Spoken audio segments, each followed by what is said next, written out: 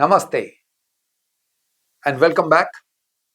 I'm Dr. Naresh Bana, and today we are going to talk about development of a city on public-private partnership format. And one of the best examples around the world is development of New Clark City in Philippines. It's called a model for public-private partnership in urban development. So let's take a flight to the Philippines and view this city.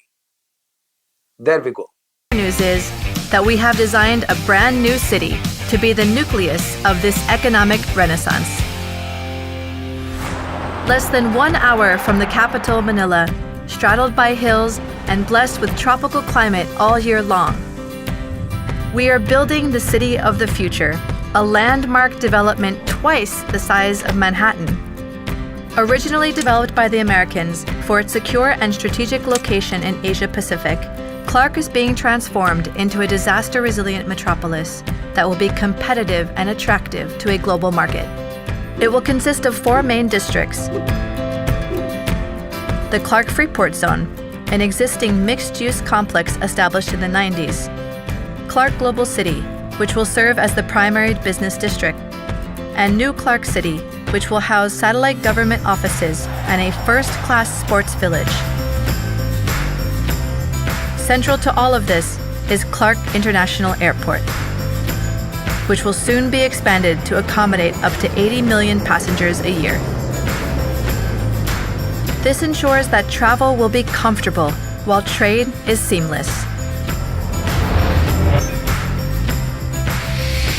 A city unmatched in connectivity, with access to world-class highways and the service of high-speed railways, connecting north to south and east to west, across surrounding seas and over oceans. Now let's talk about the planning process for this massive greenfield development. Philippines has a Basis Conversion and Development Authority, which is a government body, and it undertakes conversion of former military bases into useful real estate for utilization by the public and the private authorities. This BCDA spearheaded New Clark City's planning in collaboration with global urban planners, including Japan's Nikken Sekkei. The master plan integrates resilience, sustainability, economic dynamism. It focuses on government, business, residential and industrial zones. It includes disaster resilient infrastructure and smart city solutions. Some of the key features of this city are, firstly, energy efficiency, where it designs the buildings to use energy efficiently with a focus on reducing greenhouse gas emissions. There is a maximum use planned for the renewable energy, which is being drawn from solar and geothermal in addition to wind. The transportation is being planned in a very sustainable way with enough pedestrian friendly and bike friendly infrastructure. Then there are green spaces, parks, gardens, which promote biodiversity and mitigate the urban heat island effect. The infrastructure, the concrete structures are being planned to be earthquake resilient, to withstand the natural calamities. So, who are the concessionaires for this project? As mentioned, the Basis Conversion and Development Authority BCDA has partnered with multiple private firms for various components of this massive development. The Malaysian company MTD, for instance, was the initial concessionaire for phase 1 of the project. It included the government administrative building and sports complex, which is almost done.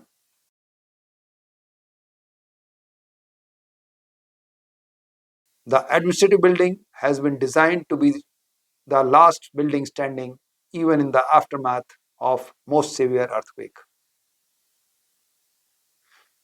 Let's now discuss the project cost, the phases of funding and financial close. The total cost estimated for this development is almost $12 billion. The funding is structured in multiple phases. For the phase 1, Philippines peso 13.6 billion for the National Government Administrative Center was financed through a joint venture with MTD Capital of Malaysia. Subsequent phases are also designed and planned through a combination of public sector budget allocations, foreign investments, and public-private partnerships. The major sources of funding are the government funding through BCDA, the private investments through joint ventures.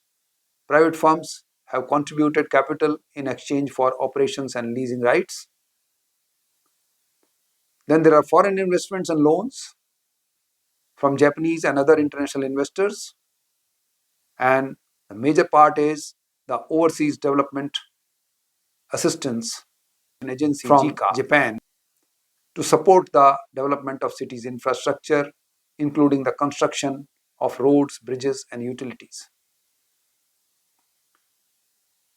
The financial close for the phase 1 was achieved through a well-structured PPP framework, ensuring clear regulatory support, risk-sharing mechanisms, and long-term revenue strategies that guaranteed investor confidence. Now, for such a complex city development, what could be the best revenue metrics? The revenue model envisaged for New Clark City relies on land lease agreements, property development, commercial operations, and government tenancy. BCDA monetizes the city's assets through joint ventures, private investments, and long-term leases to businesses and institutions. You may ask, how is the bidding undertaken? It is one of the most elaborate procurement process where a transparent and competitive bidding framework under the BOT law and the Government Procurement Reform Act has been undertaken. The initial selection of concessionaire underwent stringent evaluation based on technical capacity, financial viability, and project delivery credentials. Now, there must be some risks in this project and how those have been mitigated or managed or planned.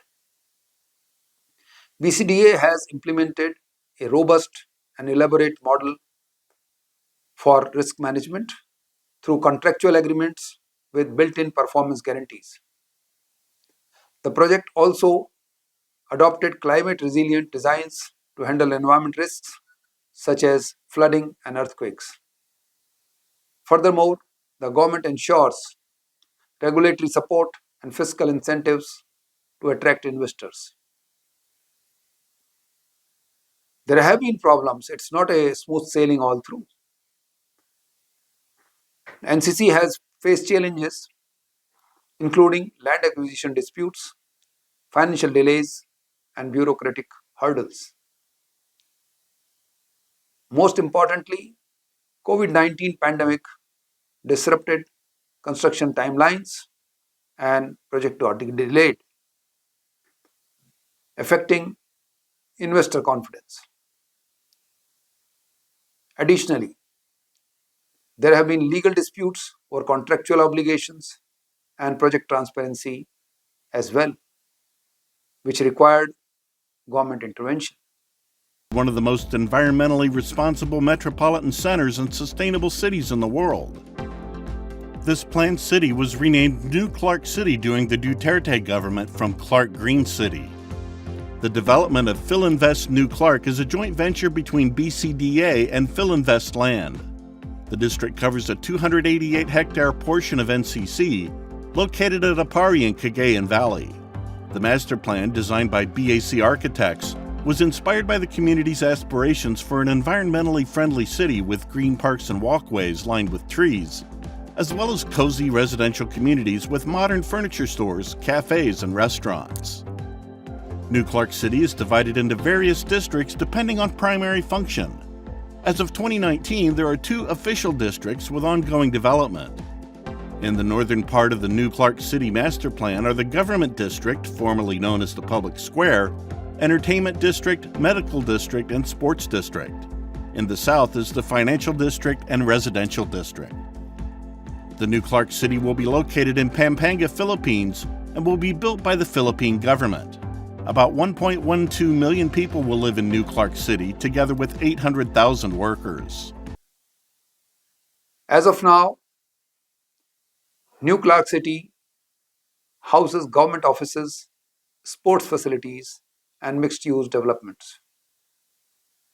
The New Clark City Sports Complex, which hosted the 2019 Southeast Asian Games, is a landmark feature. Private firms are handling maintenance and operations under long-term concessions, ensuring efficient management. So, what lessons have been learned during the journey so far of New Clark City? One of the important lesson which emerges is the strong governance and transparency, wherein they could navigate through various hurdles by just having clear policies and procurement processes which ensured credibility and investor confidence. Secondly, the public and private sector synergy is very visible, and through a well-defined PPP framework, it facilitates smooth collaboration and perfect bonding. Then there is a lesson on resilience and sustainability. By having an integrated smart city, having new technologies and disaster resilient infrastructure, it enhances the city's long-term viability. The risk management includes the proactive risk assessment strategies to handle and mitigate financial and operational setbacks. In the end, we can say that New Clark City stands as a testament to how PPPs can drive large-scale urban development. By addressing challenges through strategic planning and robust governance, New Clark City serves as a model for future smart cities in emerging economies. With that, we come to the end of today's episode. I'll be soon with you with yet another interesting PPP project. Till then, keep viewing. Namaste and have a nice day.